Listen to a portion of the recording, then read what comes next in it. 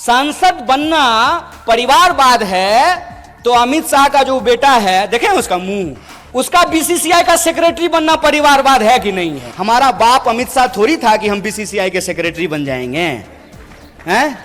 एक बात बताइए, इंदिरा जी चुनाव नहीं लड़ी थी? लड़ी थी ना? राजीव जी चुनाव नहीं लड़े थे? लड़े थे ना? राहुल जी चुनाव लड़ रहे हैं ना?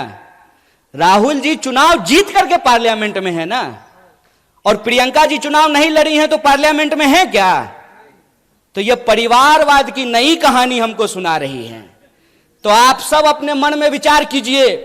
आजाद होने का मतलब है आजाद ख्याल से प्रश्न करना।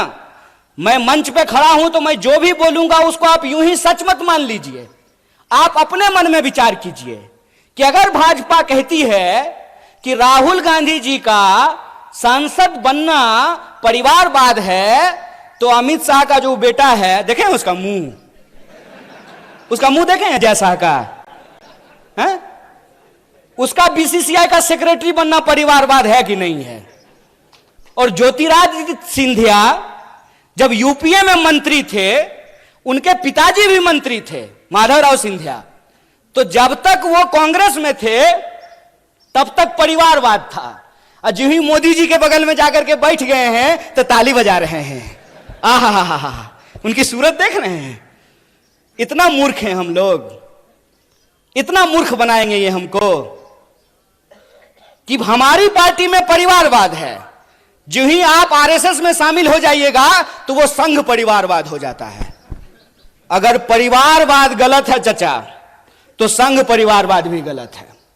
ऐसा नहीं होगा कि हमारे लिए परिवारवाद गलत है और आपके लिए परिवारवाद सही हो जाएगा।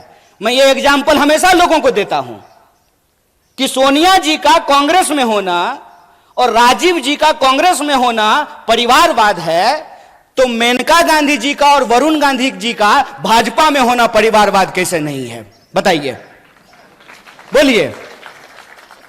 बेवकूफ बना रहे हो। तुम्हारा खेल हम समझते हैं, और इसका खेल जानते हैं हम क्यों समझते हैं?